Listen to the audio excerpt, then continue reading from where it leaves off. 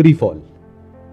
एक टाइम पे क्या होता था, यूएस की जो फिएट करेंसी है, फिएट करेंसी मतलब क्या, जिसकी कोई गोल्ड की बैकिंग नहीं है, यानी जितना मर्जी नोट छापो और आगे दुनिया में अपने जो कागज के टुकड़े हैं वो दो और उनसे उनके प्रोडक्ट्स और सर्विसेज ले लो। तो जैसे यूएस ने डॉलर दिया चाइना को, तो चाइना से प्रोडक्ट्स और सर्विसेज बनवा करके या तो ले लिए या उन्हीं के प्रोडक्ट्स और सर्विसेज ले लिए। तो चाइना के पास में क्या आ गया, डॉलर आ गया, एक्सेस में आ गया। तो अब चाइना क्या करेगा उस डॉलर का, चाइना ने यूएस की ट्रेजरीज बॉन्ड्स खरीद लिए। इस वजह से पूरी साइकिल घूम रही थी। अब जो सारी कंट्रीज है वो यूएस की ट्रेजरीज बेच रही है और गोल्ड खरीद रही है। तो यूएस की ट्रेजरीज खरीदेगा कौन?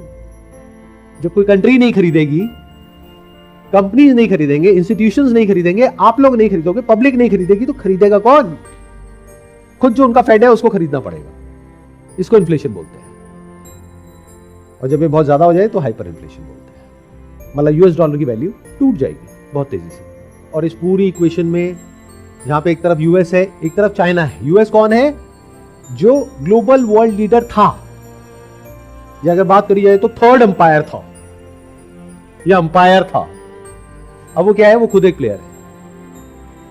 और जैसे क्रिकेट में होता है ना, दो टीम्स होती है, यहां पे कोई टीम नहीं है। हर प्लेयर अपने लिए खेल रहा है, अपने अलग ही उसका स्कोर बोर्ड चल रहा है। इमेजिन करो, 11 प्लेयर ईस्ट में, 11 प्लेयर वेस्ट में, सब अपने अपने लिए खेल रहे हैं। मतलब वो अपने भी आपस में सगे नहीं है।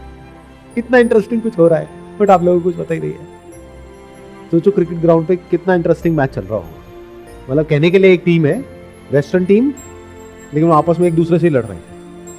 वो बॉलिंग करने जा रहा है, वो पीछे से उसी का टीम का बंदा आ रहा है, उसका हाथ पकड़ रहा है, कह रहा बॉल मुझे दे, मैं करूंगा, ये बॉल मेरी है।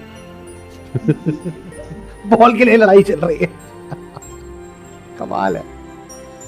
जो बैटिंग टीम के दो प्लेयर थे वो आपस में एक दूसरे का सर फाड़ रहे हैं। कह रहे तू मरेगा तो मैं बैटिंग करूंगा, मेरे को छक्का मारना है, मेरे को रन बनाना है।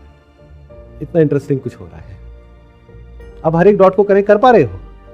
तो पहले की दुनिया में क्या था, इसको कह सकते हो पुरानी दुनिया, और अब एक नई दुनिया है जो बनेगी आने वाले 5-10 साल बाद। वो कैसी होगी वो किसी को नहीं पता, but there is a strong possibility in that world there will not be one clear cut power, it's going to be a multipolar world.